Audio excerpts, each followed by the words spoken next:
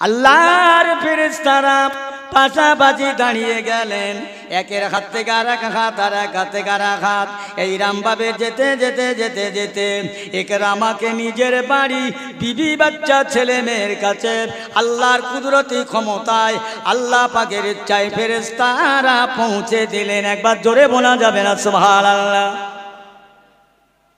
নবীর হাতে কলমা পড়লেন। ইকরামা তারপর দিন সকালবেলা তার বাস্তবাড়ি ঘোরাফেরা করে, হাঁটা চলা করে, বেড়াতে থাকে। আবার তার আত্মীয় স্বজনেরা, আবার তার দেশি বর্গেরা, গ্রামবাসীরা ডেকে বললেন, ও ইকরামা কি ব্যাপার, কেমন করে ফিরলে বাঁচলে? ইকরামা আবার একটাই কথা বলে, আমার এলাহি মাওলা, খালেক মালিক আল্লাহ, আমার হায়াতের মালিক, মাউতের মালিক, আমার সর্ব বিষয়ের মালিক, আমার আল্লাহ পাক আমাকে বাঁচিয়েছে। আর একবার জোরে বলুন সুবহানাল্লাহ। আল্লাহ বাঁচিয়েছে। আচ্ছা, ওদের রাগটা আর একটু বেড়ে গেল, দেখি তো তোমার আল্লাহ কি করে বাঁচিয়েছে। আল্লাহ পাক বলে, বেঈমান কাফেরেরা আমার ইকরামা আমার বন্ধুর হাতে হাত দিয়েছে, আমার হাবিবের হাতে হাত রেখে কলমা পড়েছে, ঈমান এনেছে, মুসলমান হয়েছে, জীবন দিতে চায়, ঈমান দিতে চায় না, জীবন দেবে, শহীদ হবে, তবু কলেমা হারা হবে না। আল্লাহ বলে, বেঈমানেরা যত পারিস আমার হাবিবের হাতে হাত দেয়া কলমা পড়া মানুষটাকে যাচাই কর, বাছাই কর, পরীক্ষা কর, ভেরিফাই কর।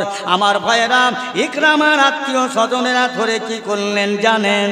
অপরাধটা কোথায়? ইকরামা কলেমা পড়েছে, অন্য তো কিছু না। কারো ঘরে তো আগুন লাগায়নি, কারো পুকুরের মাছ লুট করেনি, হ্যাঁ, কাউকে গালাগালি করেনি, কারো তো হাঁড়ির থেকে ভাত খুলে নে খায়নি, এত বড় অন্যায় করেনি। অন্যায় শুধু কি ধর্ম কবুল করেছে, ইসলাম কবুল করেছে, এটাই।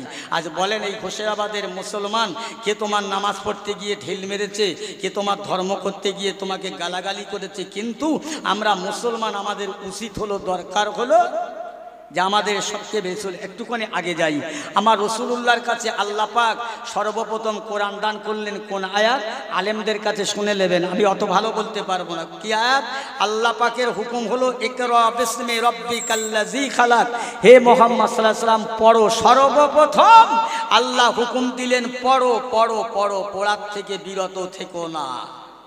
মুসলমান জাতি আজ পড়ার থেকে পিছিয়ে, এরা নাচে আগে, গানে আগে, মাদে আগে, মারি আগে, কেড়েলো আগে, ঝগড়া, বিপদ, দাঙ্গা, রাহাজানি, দুষ্টুমি, গুন্ডামি, ভণ্ডামি, জুচ্চুরি, জালিয়াতি, সিটিংবাজি, কাজজাবি, যত রকম হারাম কাজ, খারাপ কাজ, এ মুসলমানের সব জায়গায় আগিয়ে, মুসলমান শিক্ষায় পিছিয়ে, ইমানে পিছিয়ে, আমলে পিছিয়ে। তাই এরা দিনই দুপুরে রাত দিন মার খাবে, এদের পিঠির চালে বাড়ি পড়বে, ঠেকাবার কেউ হবে না। এই কষ্ট নিচ্ছেন নাকি আমার কথায় ভাই? সবাই একটু জোরে বলেন হ্যাঁ না? আর কষ্ট নেবেনটা কি হবে? যেটা হচ্ছে, একটা বাগানের ধারে 10টা গরু চড়ছে, ভালো করে বোঝেন, বোঝাবার জন্য 10টা গরু ছেড়ে দেওয়া আছে, 7টা গরু বাগানে উঠে ফসল খাচ্ছে। বাগানওয়ালা এসে 7টা গরুকে পেটাই চালাচ্ছে, 3টে যারা উঠিনি ওরাও ভয়টা আগে ছুটেছে, বলছে ভালোভাবে ভাগ্যিস আমরা উঠিনি, তাহলে মার আমাদেরও ফাঁক যেত না। খোদার গজব পৃথিবীর জমিনে এমন এমন জায়গায় আসছে, মুসলমান দেখে সচেতন হওয়া দরকার, সাবধান হওয়া দরকার, তাও নয়। এদের কি করে শিখবে? এদের শিক্ষা নেই। মূল জিনিস হলো এদের শিক্ষার অভাব। অন্য অন্য জাতি শিক্ষায় আগিয়ে আছে। আজকে বামফ্রন্টের বামফ্রন্ট সরকার একটা আইন করে নিরক্ষর দূরীকরণ, সে বাড়ি বাড়ি বই দিয়েছিল বুড়ো আর বুড়িদের লেখাপড়া শেখাবার। এটা কিন্তু ভালো সিস্টেম, কিন্তু মানুষ চায়নি। যাক, আমি ওদিকে যাব না ভাই। আমার দোস্তেরা, আল্লাহর নবীর দিবস করার জন্য বসেছি। যে নবীর হাতে হাত দিয়ে কলমা পড়েছে বলে তার উপরে এত কষ্ট, নির্যাতন। এবার ইকরামার আত্মীয় স্বজনেরা কি করছেন? 4 হাত পা বেঁধে বড় বস্তার ভিতরে দিয়ে, বলেন তো, মুখটা বন্ধ করে দিয়ে তারা যুক্তি করলো যে দরিয়ার পানি যেখানে 2-4 দিন ধরে আমরা লঞ্চ করে, নৌকা করে যাব, ওখানে ফেলে আসবো, জীবনে ইকরামার বাড়ি আসতে পারবে না, অতএব জীবনের মতো শেষ। আল্লাহ পাক যত চেষ্টা, এরা যত চেষ্টা করুক, আল্লাহ বলছে আমি আছি, আমি আছি, আমার মহব্বতে বান্দাকে তোরা ক্ষতি করতে পারবি না, চালা। তোরা যত করবি, যত আমার বান্দাকে কষ্ট দিবি, আমি ততই আমার বান্দাকে ইজ্জত বাড়িয়ে দেব। জোরে বলেন সুবহানাল্লাহ। আল্লাহ নবীকে যত কষ্ট আবু জেহেল দিয়েছে, ততই আল্লাহ পাক আমার রসুলের মান সম্মানের বাড়িয়ে দিয়েছে। একবার জোরে বলেন সুবহানাল্লাহ। সেই নবীর হাতে হাত দিয়ে ইকরামা কলমা পড়েছে। যাক, বস্তার ভিতর করে নিয়ে 2-4 দিন ধরে নদীর পানি দিয়ে হেঁটে গিয়ে ভেসে ভেসে পানিতে ফেলে দিয়ে তারা আনন্দ করতে করতে ফিরছেন। যেই না ফেলে দিলেন আমার আল্লাহ পাক আলিমুল গায়ব জানেন, আল্লাহ ওয়াদা করলেন আমার প্রতি যারা ঈমান আনবে 1 নম্বর মুমিন হবে, আমি আল্লাহ ওয়াদা করলাম, কথা দিলাম, আমি তারকে ইবাদত করব। আল্লাহ পাকের ওই পানির ভিতরে, ওই দরিয়ার ভিতরে যা কিছু আছে সবাই আল্লাহর কথা শোনেন। তামাম পৃথিবীর যত 18,000 মাখলুক আছে সবাই আল্লাহর জিকির করে, সবাই আল্লাহর কথা শোনেন। মানুষ পায়খানা করে, পায়খানা পচে দুর্গন্ধ পোকা হয়, ওই পোকা আল্লাহর জিকির করে। বান্দা আল্লাহর জিকির থেকে ফিরে গিয়েছে, আল্লাহ পাকের দয়া আল্লাহ বেঁচে রেখেছে। ও আমার ভাইজানেরা, দোস্তেরা, দরিয়ায় যত হাঙর কুমির ছিল, দরিয়ার পানি যত জীব জানোয়ার ছিল, আল্লাহর ঘোষণা হয়ে গেল, দরিয়ার জীব জানোয়ারেরা, এই আমি তোর মালিক বলছি, খবরদার ওই ইকরামার একটা পশমের ক্ষতি করবি না, ওকে বাঁধনটা খুলে দে। তোরা সবাই দলে দলে দলে দলে, আমি আল্লাহ তোদের হুকুম দিলাম, আমার ইকরামাকে বাড়ি পৌঁছে দে। আমার পেয়ারা ভাইরা, আজকে যারা ইকরামাকে নিয়ে লঞ্চ করে, জাহাজে করে, স্টিমার করে 2-4 দিন ধরে পানি দিয়ে ভেসে গেল, তাদের আগে আল্লাহ নবীর ভালোবাসার মানুষটা ইকরামা সবার আগে বাড়ি ফিরে আসলেন। একবার জোরে বলা যাবে না সুবহানাল্লাহ? সবার আগে বাড়ি ফিরলেন। সকাল হয়ে গেল, আবার তার আত্মীয় স্বজনরা বলছেন, ইকরামা কি ব্যাপার, কখন ফিরলে? আর তো অবাক হয়ে গেল, এটা তো এখনো ফিরিনি, যারা ফেলে দেশতে গেল এরাও তো ফিরল না, ইকরামা কি করে ফিরলে? ইকরামা বলছেন, আমার আল্লাহ বাঁচিয়েছে। সবাই ধরেছে, ইকরামা শোনো শোনো, আজকের আমরা তোমার কাছে হেরে গেলাম, চিল্লে বলবেন না সুবহানাল্লাহ? ইকরামা, আমরা তোমার কাছে হেরে গেলাম। সত্যি ইকরামা, আল্লাহর ইসলাম, আল্লাহর দ্বীন, আল্লাহ যে ওয়াদা করেছে এটা সত্য সত্য। ইকরামা, তোমাকে আমরা কম কষ্ট দেয়নি, চলো, আর আমরা বসে থাকবো না, আর আমরা এইভাবে তোমার কষ্ট দেব না। এখন চলো, যে তুমি মোহাম্মদ রাসূলুল্লাহ সাল্লামের কাছে হাতে হাত দিয়ে কলমা পড়েছো, আমরা হেরে গেছি তোমার কাছে, ওই মোহাম্মদের কাছে গিয়ে কলমা পড়ে যদি আল্লাহ আমাদের মাপ সাফ করে। জোরে বলুন সুবহানাল্লাহ। তারাও কলেমা পড়ে মুসলমান হয়ে গেল। ভাইজান আমার দোস্তেরা, এই হলো নবীর ভালোবাসা, এই হলো রসুলের আকীদা, রসুলের আখলাক।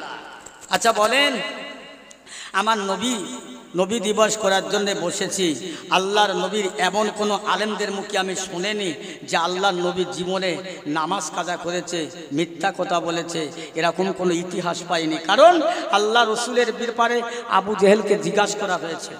আবু জেহেল বলেছিল যে আমার ভাইপো মোহাম্মদের মতো মানুষ আর আরব রাষ্ট্রেও জন্মাবে না। ভালো কথা, কিন্তু যে আল্লাহ পাকের নবী, আল্লাহর কোরআন দান করলেন আল্লাহর নবীর কাছে, আর এই কোরআনের মধ্যে দ্বীনের দাওয়াত দিতে লাগলেন, সেই আবু জেহেল হয়ে গেল আমার নবীর দুশমন, আমার নবীর শত্রু। মানবো না, মানছি না, মোহাম্মদের কথা মানবো না, মানছি না। আবু জেহেলের দলের লোক বলছিল মানবো না, মানবো না। কিন্তু আমার আল্লাহর নবী কারোর কাছে কোনোদিন ইসলাম প্রচার করতে গিয়ে তলোয়ার লেই নাই, লাঠি লেই নাই, কোনো তীর গুলি বর্ষা ছিল না, ছিল আমার রসুলের নরম আদর্শ, উত্তম চরিত্র। এই আদর্শ চরিত্র দেখে ঘুনো ঝুনো কাট্টা কাট্টা কাফেরগুলো তারা আমার নবীর নীতি আর আদর্শ দেখে মুসলমান হতে বাধ্য হয়েছে। বলেন না সুবহানাল্লাহ? এই সেই নীতি ভ্রষ্ট হয়ে গেছি আমরা, নীতিহারা হয়ে গেছি। শোনেন, আল্লাহর নবী দিন দুনিয়ার বাদশা বসে আছেন, কিছু মুসলমান গিয়ে রাসূলুল্লাহ দরবারে বলছেন, হুজুর একটা কথা বলতে এসেছি। বলো। হুজুর, আবে জমজম কুয়া থেকে পানি নিতে এসেছে কিছু বিদেশি মানুষ, তা ওরা পানিটা পরে নেবে, আমাদের পানি আমাদের জায়গা, আমরা আগে নিই। আমার নবী বলছে, না না না না, ওটা না, ওরা দূরে থেকে এসেছে, ওদের পানিটা আগে দিয়ে দেন, ওদের ঘর সংসার বিবি বাচ্চা আছে। হুজুর, ওরা তো বেদিন, ওরা ইহুদি, ওদের পানি। ওরা ইহুদি হলে বেদিন হলে মানুষ। আমার নবীর বক্তব্য জোরে বলবেন না সুবহানাল্লাহ। নবী শুধু মুসলমানের নবী নয়, গোটা পৃথিবীতে 18,000 মাখলুক সকলের নবী। দুনিয়ার গাছপালা যাবতীয় সব নবীকে ভালোবাসে, নবীকে চেনে। চিনল না আবু জেহেল, চিনল না উতবা সাইবা আবু লাহাব, এই জগতের যারা কিছু মানুষ তারাও চিনল না। আমার পেয়ারা ভাইরা, শুধু নবীকে আমরাও ভালোবাসিনি, সবাই ভালোবেসেছেন। আল্লাহ নবীর নীতি আদর্শ দেখে মানুষ এমনিতে মুসলমান হয়েছিল, কাউকে বলতে হয়নি, জোর করতে হয়নি, হ্যাঁ, কাউকে মারেনি। তবে নবীর এই ইসলামের দাওয়াত দিতে কত কষ্ট হয়েছে। হযরত ওমরের আল্লাহ নবীর দরবারে গিয়ে বললেন যে ওদের পানিটা আগে দাও। এরা কিছু মুসলমান কি করলেন জানেন? ভালো করে শোনেন, যে আল্লাহ নবীর কাছে থাকা মানুষ আমরা, পাশে বসা মানুষ আমরা, আল্লাহ নবীকে এত ভালোবাসি, অতএব আমাদের পানি নেবার রায়টা আগে দিলেন না। ইহুদি যারা নবীকে ভালোবাসে না তাদের রায় দিলে আমরা মানছি না। এই কথাটা, এই বিচারটা ওমরের দরবারে যাব।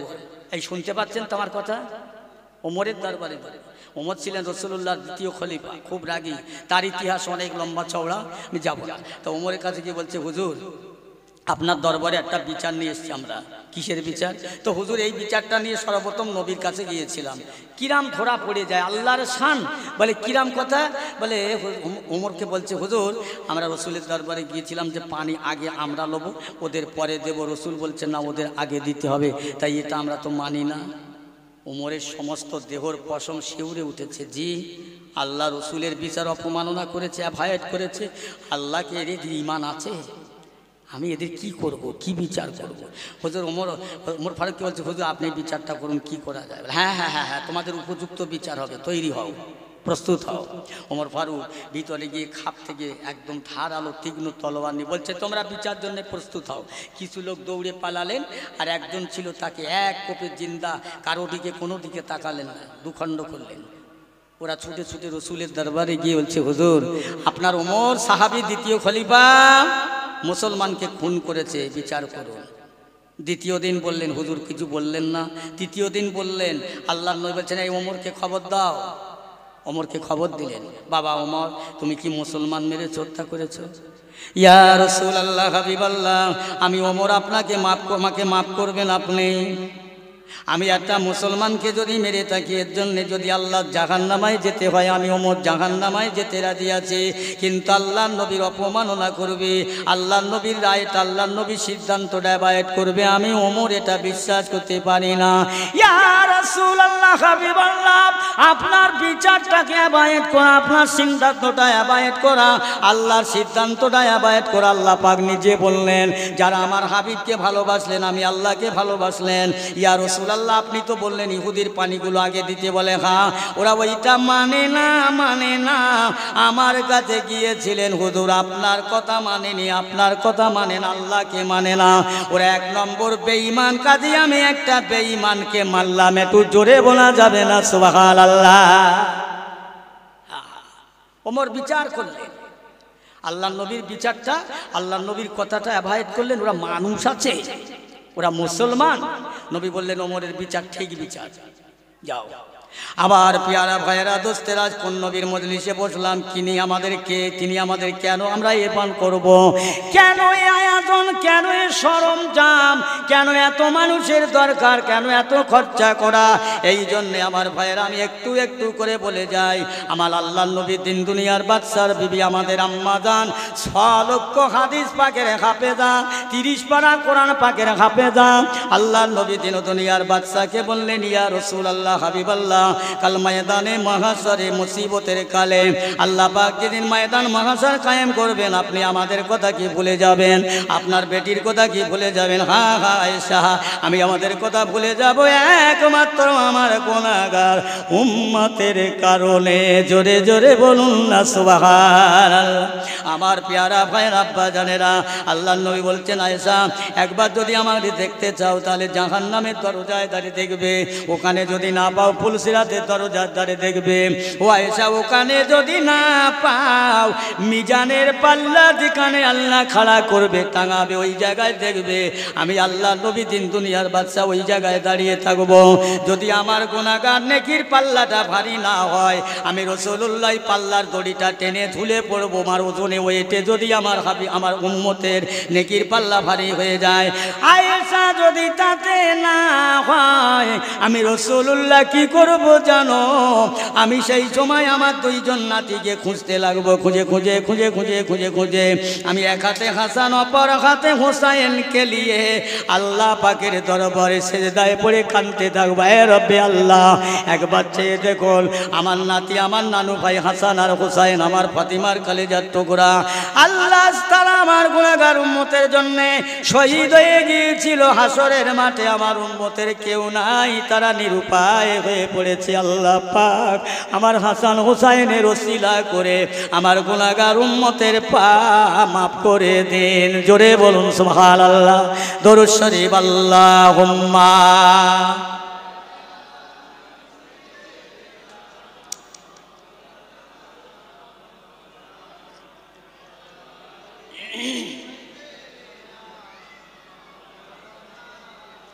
মদিনাতে কাঁদেন নবী মোদের পাপের লাগি, মোদের ব্যথায় কাতর হয়ে আছেন তিনি জাগি।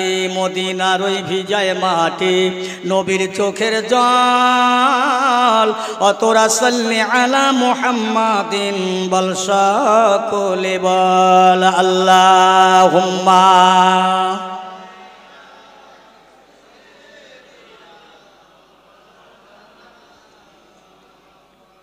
ওয়ালা আলে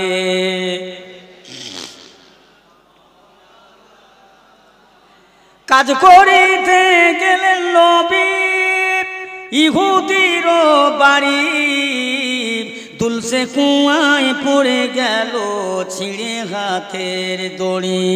রেগে গিয়ে ইহুদি হায় মেটায় মনের ঝাল, সাল্লি আলা মুহাম্মাদিন বল সকলে বল আল্লাহুম্মা।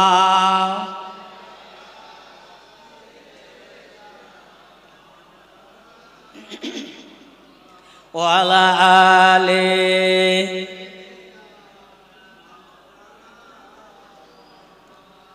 ইহুদির হাতটি ধরে বলেন নবী মোর, ইহুদির হাতটি ধরে বলেন নবী মোর, আমার দোষে মারলি কি ভাই, দোষ কি আছে তোর? এ কথাতে ইহুদির ভিজল হৃদয়ে তল, অতরা সাল্লি আলা মুহাম্মাদিন বল সকলে বল আল্লাহুম্মা সাল্লি আলা মাওলানা মুহাম্মদ ওয়ালা আলি মাওলানা মুহাম্মদ। আলহামদুলিল্লাহ। আচ্ছা, আমার কথায় আপনার কারো কষ্ট হচ্ছে নাকি? ব্যথা নেবেন না। আসুন কোন নবী, কেমন নবীর কথাই আলোচনা করছি। আল্লাহ রসুল আল্লাহর হাবিব শুধু এই কথা বলে ক্ষান্ত হন না। আসুন এই নবীর বয়স কত, ইনি বা কেমন। ও ভাই জানেরা, একটু একটু করে আপনাদের কাছে বলি, কোন নবীর উম্মত আল্লাহ আমাদের করেছেন, কোন নবীর উম্মত হলে কিয়ামতের ময়দানে নাজাত মিলবে, আল্লাহ আমাদের রেহাই করবে। আমাদের দুনিয়ায় কেউ নাই, আখিরাতেও কেউ থাকবে না, একমাত্র আল্লাহ, আল্লাহ রসুল। একমাত্র আমাদের দুটো জিনিস, একটা ইমান একটা আমল, একটা আমল একটা ইমান, একটা আল্লাহ একটা রসুল। এই ছাড়া আমাদের কেউ থাকবে না, কেউ নাই। আমার পিয়ারা ভাই জানেরা, এই মানুষের আল্লাহ এত প্রাধান্য দিলেন, এত শক্তি আল্লাহ বাড়িয়ে দিলেন। এই শক্তি অন্য কাউকে আল্লাহ দান করলেন না। এই ইসলামওয়ালা হয়ে যাবে, আল্লাহওয়ালা হয়ে যাবে, কোরআনওয়ালা হয়ে যাবে, নবীওয়ালা হয়ে যাবে। আল্লাহ বলেন ফাযকুরুনি আযকুরুকুম ওয়াশকুরুলি ওয়ালা তাকফুরুনি ইয়া আইয়ুহাল্লাযীনা আমানুস্তাঈনু বিস-সাবরি ওয়াস-সালাত ইন্নাল্লাহা মা'আস-সাবিরিন। আল্লাহ বলে বান্দা তুই যখন আমার দিকে এক হাত আগিয়ে ছুটে দৌড়ে হেঁটে আসবি, আমি আল্লাহ তোর দিকে দু হাত আগিয়ে যাব। আমি আল্লাহকে একবার আল্লাহ বলে ডাকবি, আমি আল্লাহ তোকে দুইবার বান্দা বলে বলবো। বল বান্দা কি হয়েছে, একবার জোরে বলা যাবে না সুবহানাল্লাহ? আমরা সেই আল্লাহর গোলাম হব না? কার গোলাম হব? কাকে ডাকবো, কাকে চিনবো? যিনি আমাদের হায়াতের মালিক, মৌতের মালিক। একটাই কথা আপনাদের বোঝাতে চাই, দিন চলে যাবে, সময় চলে যাবে, এই দিন আর পাওয়া যাবে না। মনে করুন এই গ্রামের কোনো ভাই আমার ফার্নিচারের দোকান করলেন, কাঠের দোকান করলেন, ওই দোকানে কি তৈরি হয় বোঝাবার জন্য বলছি। চেয়ার হয়, জানালা হয়, বেঞ্চি হয়, আলমারি হয়, বিভিন্ন জিনিস তৈরি হয়। এখন জঙ্গল থেকে একটা কাঠ কিনে এনেছে ওই লোকটা 50,000 কিংবা 60,000 কিংবা 1 লাখ 1.5 লাখ টাকা দামি কাঠ, যে কাঠে পোকা লাগে না, যে কাঠ ভোল হয়ে যায় না, এই কাঠ। এখন এই কাঠে পিঁড়ে তৈরি হয়, এই কাঠের সুকেশ তৈরি হয়। আজ পর্যন্ত ওই 3 লক্ষ টাকা দামের গাছের টুকরোয় পা লাগলে কেউ কোনোদিন সম্মান করে না, আদব করে না, সুমা খায় না, সালাম করে না। আর একটা কাঠ আছে যে কাঠটার দাম 50 টাকা, 60 টাকা কিংবা 100 টাকা, যার ওজন 4 থেকে 500 গ্রাম ওজন। এই কাঠে পা লাগলে বিয়াদবি হলে কিন্তু সুমা খায়। ভাই এই কাঠটার নাম কি গো? একটু বলেন বলেন। রিহাল কাঠ। হ্যাঁ মাশাআল্লাহ, আমি জানি উত্তর পাবো। আচ্ছা কেন এই যে 3 লক্ষ টাকা দামের গাছ কিনলো, গুঁড়ি কিনলো, এই গাছে পা লাগলো, কেউ আদব করলো না, সম্মান করলো না, আর এই সামান্য কাঠে একটু বেয়াদবি হলো বলে চুমো খেলো, আদর করলো কেন? এই চুমো খাওয়ার কারণটা কি আর একটু বলবেন? আল্লাহর কোরআন রেখে পড়া হয়, জোরে বলুন না সুবহানাল্লাহ। আচ্ছা আমি আরেকটু বলি, তাহলে আল্লাহর কোরআন এই রেহেল কাঠের ওপরে রেখে তেলাওয়াত করে কারা? মুসলমান। কোরআনকে যারা ভালোবাসে, তাই না? তাহলে কোরআনটা পড়ে যারা ওই রেহেল কাঠের চাইতে যারা পণ্যওয়ালা, তাদের মূল্য বেশি হবে না কম হবে? কথা বলেন, কম হবে না বেশি হবে? বেশি হবে। কিন্তু তার থেকে কমে গেল, এইটাই বলতে চাই। আমার ভাইরা, মূল্য দিবেন, আল্লাহর হুকুম মানবেন, কোরআনের হুকুম মানবেন, তো আল্লাহ তোমাকে কোনো রকম ক্ষতি করবে না। করিনি। যাক, সব কথা বাদ। আমার রসুল পাকের দরবারে জিবরাইল আলাইহিস সালাতু ওয়াস সালাম এসে বলছেন, আসসালামু আলাইকা ইয়া রাসূলুল্লাহ হাবিবাল্লাহ। কি খবর জিবরিল? ইয়া রাসূলুল্লাহ হাবিবাল্লাহ, আপনার জন্য একটা বিরাট অফার ফ্যাসিলিটি দান করলেন। কি? যা অন্য কোনো রসুলদের নবীদের জন্য দেন নাই, তা আপনার জন্য। আপনার দেহ মোবারকটা, নূরের চেহারাটা আল্লাহ পাক আল্লাহর উপরে রাখবেন। আল্লাহ আমাকে বলে দিয়েছেন, আল্লাহর নবী বলছেন, জিবরিল আল্লাহ পাক আমাকে আরশ আল্লাহ তুলে নেবে আমার উম্মতেরা। তো বলছে এই জমিনে। রসুলের চোখের পানি এসে গেল, কাঁদতে লাগলেন। জিবরাইল ফেরেশতারা আর চলে যাও। ও জিবরাইল, আমার পাতে আর নবী নাই, খাতামান নবী, নবীর দরজা তালা মারা হয়ে গেছে। আর নবী দুনিয়ায় আসবেন না, নবী আর হবে না, আমার বাদে নবী নাই। আমি মদিনার জমিনে, এই জমিনে শুয়ে থাকবো। আমার উম্মতের মধ্যে যখন দুনিয়ায় আযাব গজব বিপদ আপদ এসে যাবে, তাদের কেউ সামাল দিতে পারবে না, কেউকে পাবে না। আমি রাসূলুল্লাহ এই মদিনার কবর থেকে গোটা বিশ্বের মুসিবত আলা উম্মতের জন্য দোয়া চাইবো। জোরে বলুন সুবহানাল্লাহ। কি আমাদের নবী দোয়া চায়? এরা বিশ্বাস হয় এই রাসূল আমাদের এই হবে। আর কি তিনি কেমন? যার গায়ে কোনো মাছি বসেনি, মশা বসেনি, যার ছায়া জমিনে পড়তেন না, যাকে দেখে সাপেরা ইজ্জত করেছে, সম্মান করেছে, হরিণা সম্মান করেছে, সেই নবী। এই নবীকে যারা ভালোবেসেছে তারা দুনিয়ায় শান্তি পেয়েছে, আখিরাতেও শান্তি পাবে। নবীকে যারা চিনল না, আল্লাহকে চিনল না, তারা সব সময় সর্বদাই অশান্তি, অশান্তি আর অশান্তি। দিনে দুপুরে, রাতি দিনে মার খাবে। দুনিয়ায় যা হবার তা হবে, কবরের মধ্যে একেবারে সুপারহিট জাহান্নাম, সুপারহিট জাহান্নাম। দুনিয়াতে আল্লাহকে ভুলে গেলে, নবীকে ভুলে গেলে, কবরে কে থাকবে? এমন একটা কবর, এমন একটা জায়গা হবে। আহা, আপনারা সে সম্পর্কে ভালো জানেন। আমার নবী কেমন? আল্লাহর নবী বললেন না, আমি আরশ আল্লাহ থাকতে চাই না। আমি আমার উম্মতের কাছে থাকতে চাই, উম্মতের সাথে মিশে থাকতে চাই।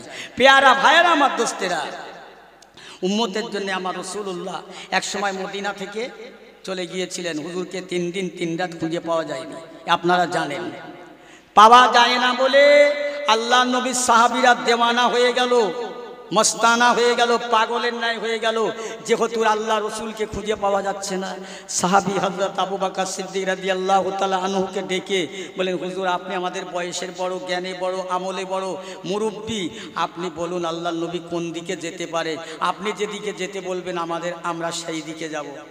হযরত আবু বকর সিদ্দিক রাদিয়াল্লাহু তাআলা আনহু বলছেন, আচ্ছা চলো, আল্লাহ নবী একটা জায়গা ভালোবাসেন, সেটা হলো গোপনীয়, নিরিবিলি, ঝোপঝাড়, এখানে বসে নবী তার উম্মতের জন্য কাঁদে, এটাই আমি জানি।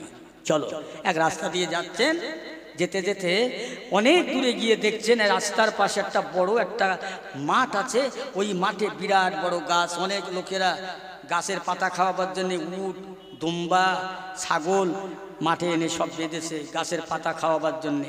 এটা একটা উট গাছের পাতায় মুখ দিচ্ছে না, বাচ্চাগুলো মায়ের স্থানে দুধ পান করে না, এটা দাঁড়িয়ে আছে। আল্লাহ নবীর সাহাবীরা গিয়ে ওদেরকে জিজ্ঞাসা করছেন, ভাই এখানে আপনারা কদিন আছেন?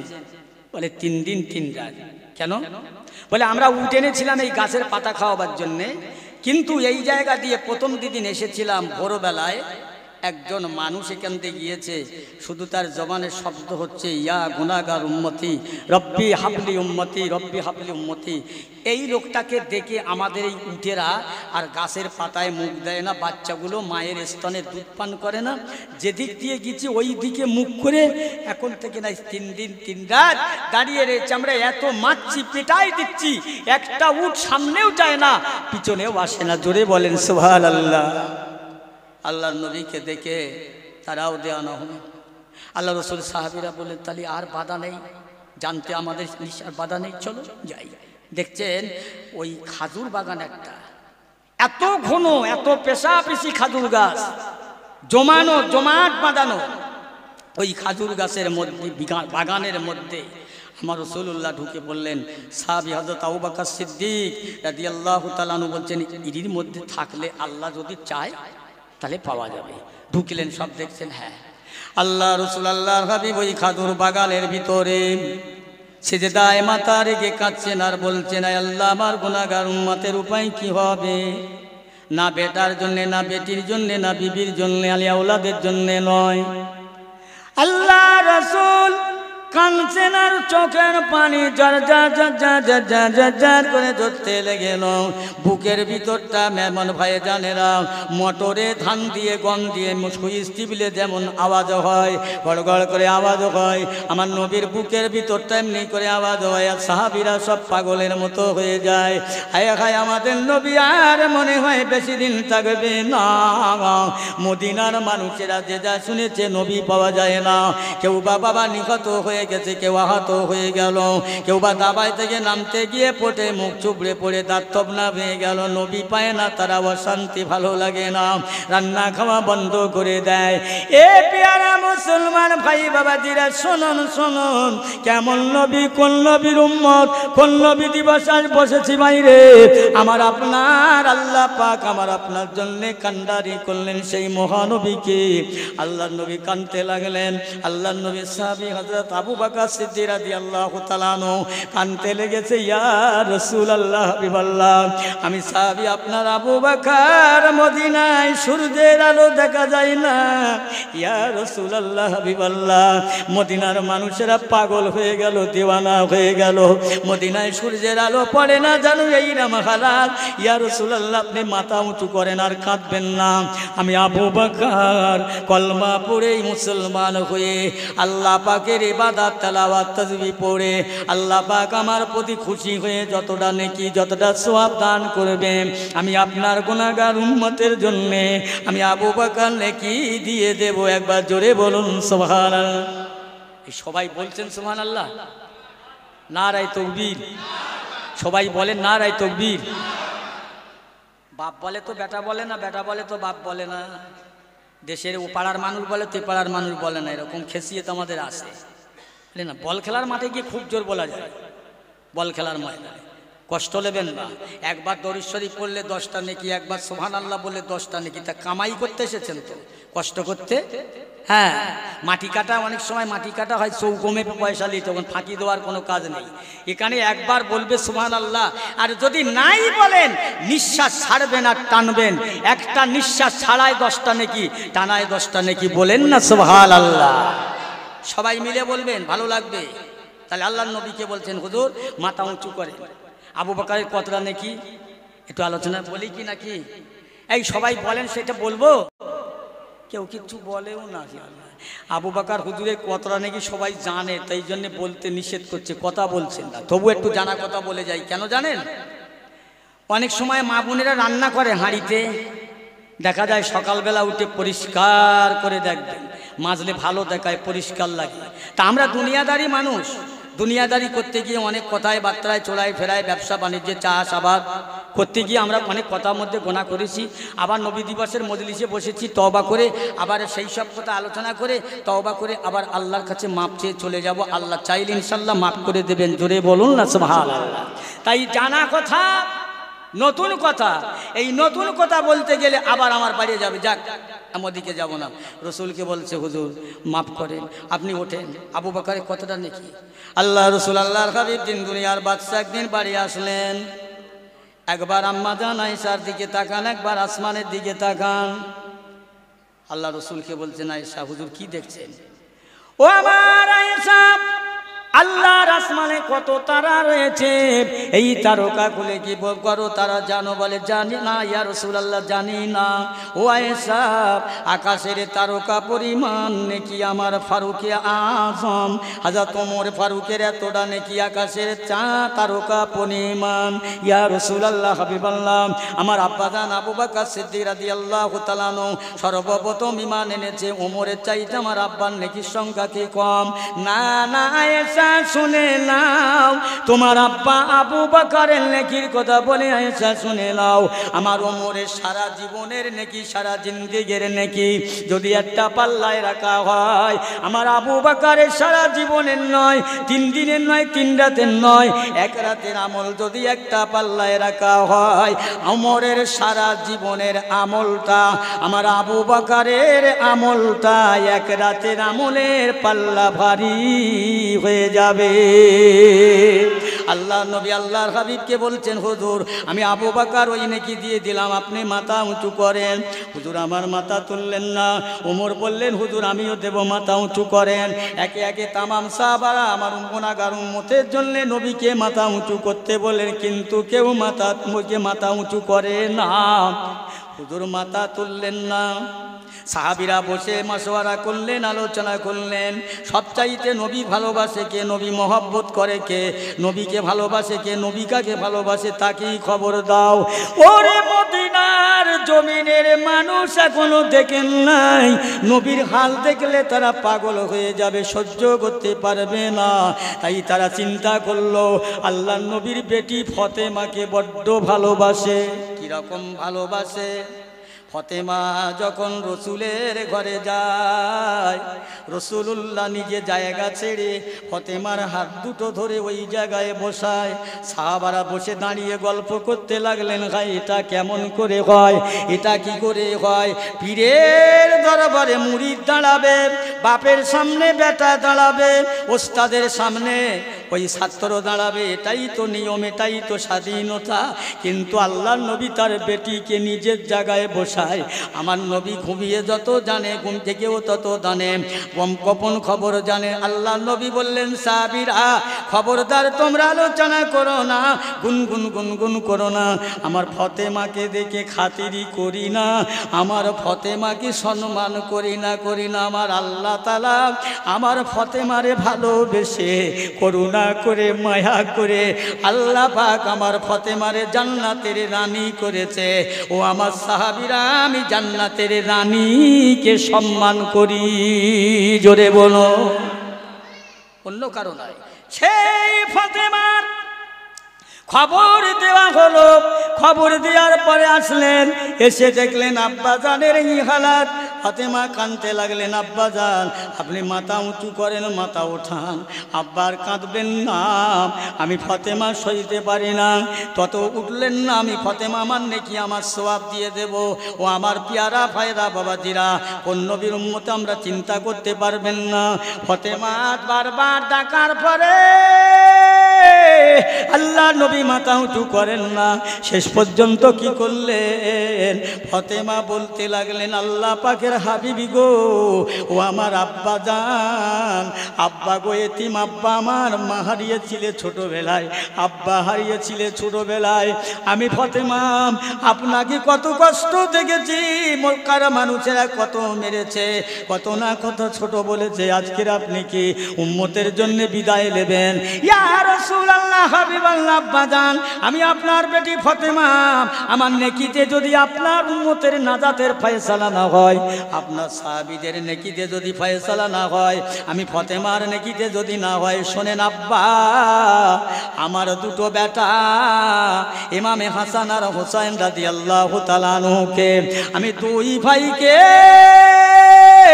আপনার গুনাহগার উম্মতানির জন্য আমি আল্লাহর দরবারে ফিসাবিলিল্লাহ করে দিলাম। ইয়া রাসূলুল্লাহ হাবিবাল্লাহ মাথা উঁচু করেন। আল্লাহ নবী মাথা তবু ওঠেন না। জিবরাইল আলাইহিস সালাম এসে বললেন, ইয়া রাসূলুল্লাহ আপনি আর কাঁদবেন না, আর মাথাটা রাখবেন না জমিনে। আল্লাহর আরশ আল্লাহ তত্তর করে কাঁদতে লেগেছে। ইয়া রাসূলুল্লাহ আজ আপনার বেটি ফাতেমার কথাটা আল্লাহর দরবারে কবুল হয়ে গেছে, আর কাঁদবেন না। আল্লাহর নবী বলেন, জিবরাইল এই কথাটা তুমি আল্লাহর রহমতের খাতায় নোট করে নাও, কাল ময়দানে মাহশরে মুসিবতে আমার উম্মতের নাজাত চাওয়ার একটা রাস্তা পরিষ্কার হয়েছে। আমি রাসূলুল্লাহ আমার দুই ভাইকে রেখে আল্লাহর কাছে আবদার করব, গাদি করব, যাতে আমার উম্মতনিকে আল্লাহ পার করে দেয়। জোরে বলুন সুবহানাল্লাহ, আর একটু জোরে বলেন সুবহানাল্লাহ। চিন্তা করে কে থাকবে সেদিন? বাপ না, বেটা না, ভাই না, জ্ঞানী গুণী সুশিক্ষিত রতি মহারতি সব যে যার জ্বালায় পাগল হয়ে যাবে নাকি?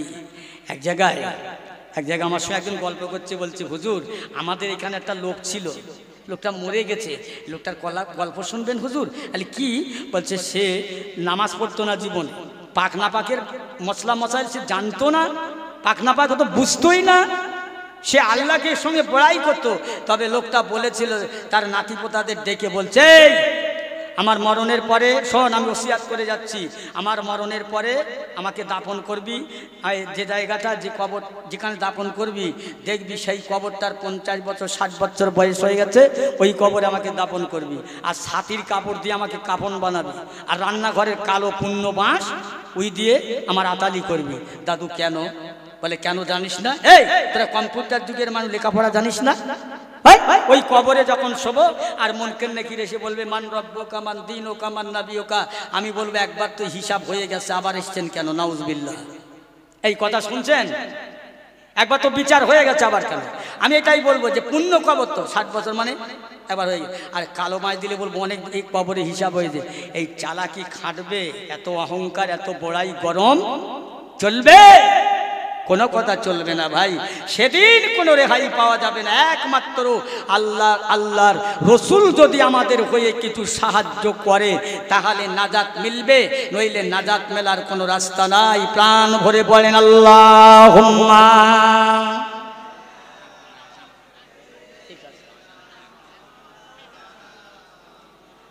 ওয়া আলা আলি সাইয়্যিদিনা। সকলে দাঁড়ান, একটু ছোট্ট করে সালাম পড়ি। ইয়া নবী সালাম।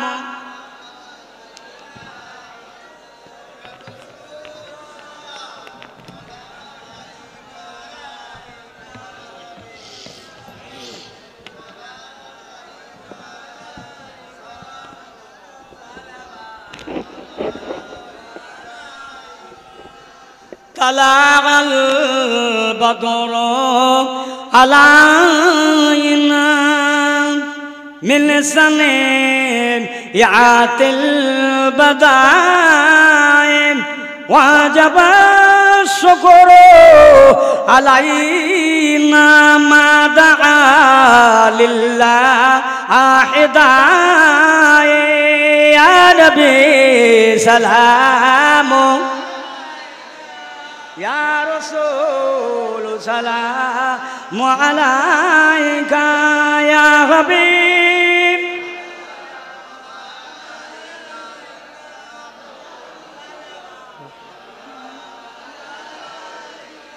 ইয়া নবী মদিনা হতে সব কিছু পারেন দেখিতে মুদের লাশ রাখিলে কবরে লইবেন আপন কোলে ইয়া নবী সালাম ইয়া রাসূল সালাম আলাইকা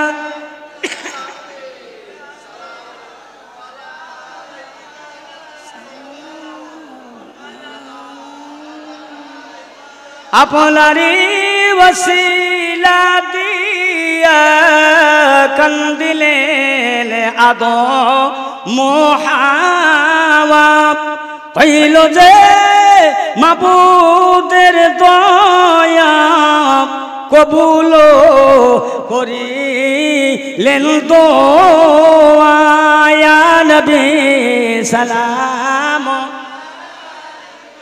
ইয়া রাসূল সালাম আলাইকা ইয়া হাবিব সালাম আলাইকা সালাওয়াতুল্লাহ আলাইকা। আলহামদুলিল্লাহ এখন আজান হবে, আজান বাদে শান নামাজ। মাশাআল্লাহ আমাদের বহরমপুর থেকে একজন বক্তা আসছে, আমি শুনলাম মাশাআল্লাহ। সবাই তানার ওয়াজ শুনবেন। যা কিছু বলেছি বলার মধ্যে ভুল ত্রুটি হলে মাফ করবেন, ক্ষমা করবেন, দোয়া করবেন। দোয়া করি আল্লাহ আমাদের সকলকে ইহদিনাস সিরাতাল মুস্তাকিমের পথে চালান, ঈমানওয়ালা করে যেন আল্লাহ আমাকে দুনিয়া থেকে তুলে নেন। সবাই বলি আল্লাহুম্মা আমিন। আসসালামু আলাইকুম ওয়া রাহমাতুল্লাহি ওয়া বারাকাতুহু। এখন